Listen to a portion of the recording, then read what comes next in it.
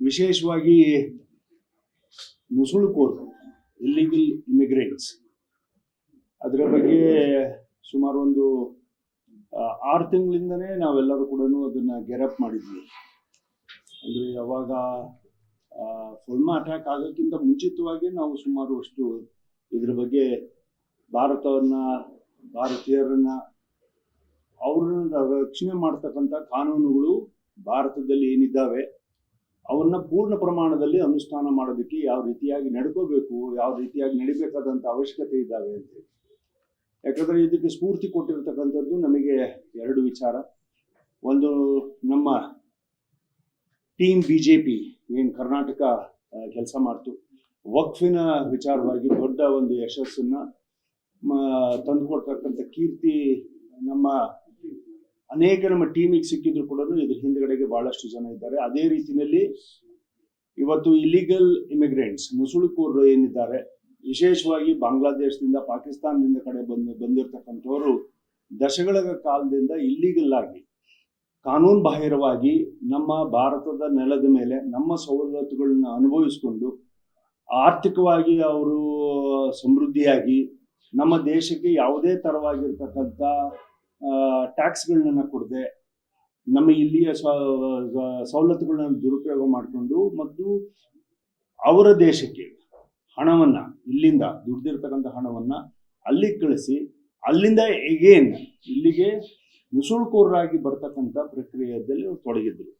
So ಹಾಗಾಗಿ ಅದಕ್ಕೆ ಒಂದು ಮೂಮೆಂಟನ್ನ ನಾವು ಸ್ಟಾರ್ಟ್ ಮಾಡಿದ್ವಿ.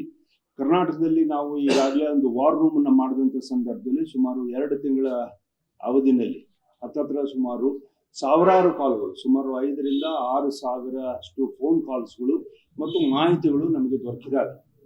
ಅದರಲ್ಲಿ ಓವರ್ ಆಲ್ ಇಂಡಿಯನ್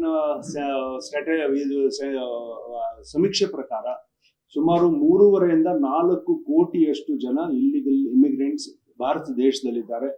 ಕರ್ನಾಟಕ ರಾಜ್ಯದಲ್ಲಿ ಸುಮಾರು 2.5 ಇಂದ 3 ಲಕ್ಷ ಜನ ಇದ್ದಾರೆ. ಅದರಲ್ಲಿ ವಿಶೇಷವಾಗಿ ಬೆಂಗಳೂರು ಅಂತ ನಗರದಲ್ಲಿ, ಮಹದೇವಪುರದಲ್ಲಿ ಅಲೋನ್ನೇ ಅಬೌಟ್ 35,000 ರಿಂದ 40,000 ಮೇಲ್ಪಟ್ಟಿದ್ದಾರೆ.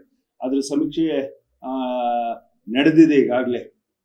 ಅಲ್ಲಿರ್ತಕ್ಕಂಥ ನಮ್ಮ ಅರವಿಂದ್ ನಿಂಬಾವಳಿ ಅವರು ಅದನ್ನ ಮುತುವರ್ಜಿ ವಹಿಸಿ ಇದನ್ನೆಲ್ಲದನ್ನು ಕೂಡ ಸಮಗ್ರವಾಗಿ ಅದನ್ನ ಸಮೀಕ್ಷೆ ಮಾಡಿ ಅವರ ಟ್ರ್ಯಾಕ್ ರೆಕಾರ್ಡ್ಸು ಮತ್ತು ಅವರೆಲ್ಲ ಫೋನ್ ರೆಕಾರ್ಡ್ಸ್ಗಳು, ಅವರ ಎಲ್ಲ ರೂಟ್ಗಳು, ಇದನ್ನೆಲ್ಲದನ್ನು ತಿಳ್ಕೊಂಡು ಒಂದು ರೀತಿಯಲ್ಲಿ ಸಮೀಕ್ಷೆ ಮಾಡಿದ್ದಾರೆ.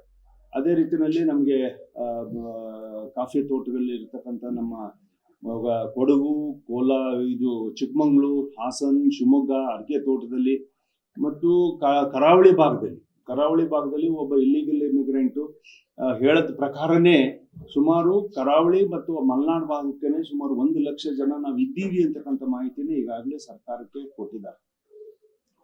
ಹಾಗಾಗಿ ಒಂದು ಸ್ವಲ್ಪ ಇದು ಆತಂಕಕಾರಿಯಾಗಿರ್ತಕ್ಕಂಥ ವಿಚಾರ ಆಗಿರೋದ್ರಿಂದ ತತ್ಕ್ಷಣಕ್ಕೆ ಸರ್ಕಾರ ಎಚ್ಚೆತ್ತೇಳಬೇಕು ಅನ್ನೋದು ನಮ್ಮ ಉದ್ದೇಶ ಇತ್ತು. ಕೇಂದ್ರ ಸರ್ಕಾರದ SOPನ ಈಗಾಗಲೇ ಸ್ಟ್ಯಾಂಡರ್ಡ್ ಆಪರೇಷನ್ ಏನಿತ್ತು ಆ ಪ್ರಕಾರವಾಗಿ ಈಗಾಗಲೇ directions to the state government ಈಗಾಗಲೇ ಕೊಟ್ಟಾಗಿದೆ.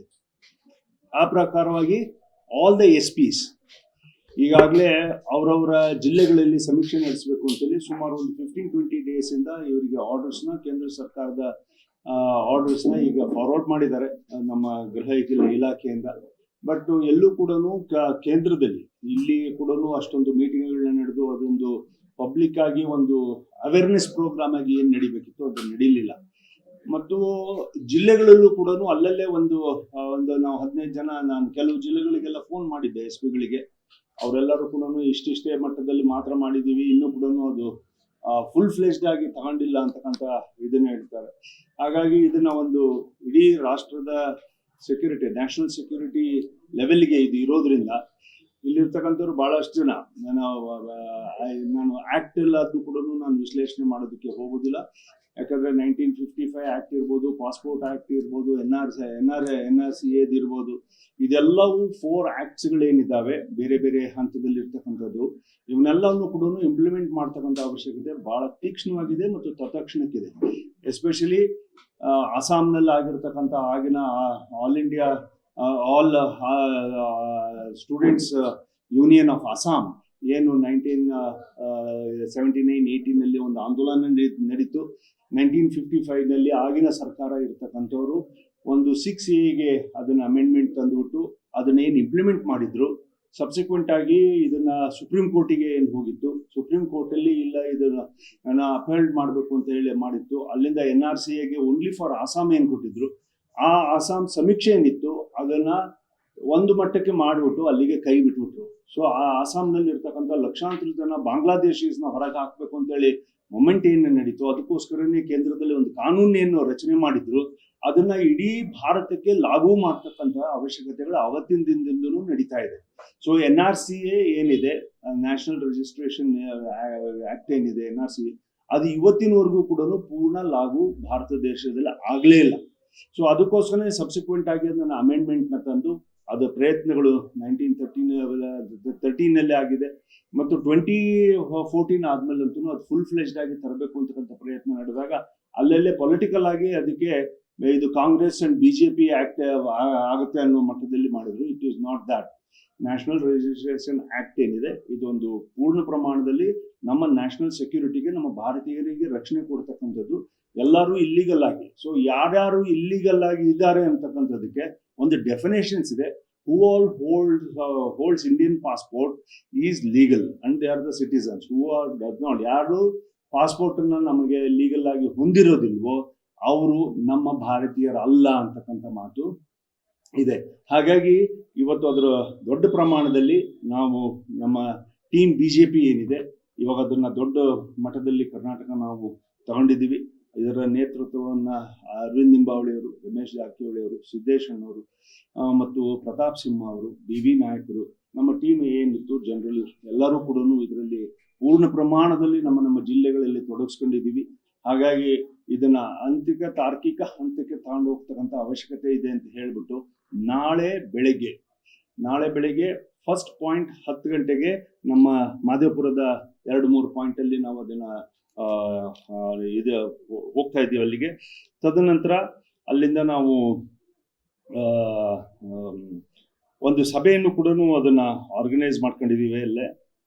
ಎಲ್ಲ ಇಲ್ಲಿಗಲ್ ಇಮಿಗ್ರೆಂಟ್ಸ್ ವಿಚಾರವಾಗಿ ನಾನು ಅದ್ರದ್ದು ಐಟಿನರಿ ತಮಗೆ ಫಾರ್ವರ್ಡ್ ಮಾಡ್ತೀನಿ, ಎಲ್ಲೆಲ್ಲಿ ಇದು ನಡೀತಾ ಇದೆ ಅಂತ ಹೇಳ್ಬಿಟ್ಟು. ಅದ್ರ ಪ್ರಕಾರವಾಗಿ ತಾವೆಲ್ಲರೂ ಕೂಡ ಜೊತೆಗೆ ಇರಬೇಕು ಅನ್ನೋದು ನನ್ನ ವಿನಯಪೂರ್ವಕವಾಗಿರ್ತಕ್ಕಂಥ ವಿನಂತಿನೂ ಕೂಡ ಇದೆ.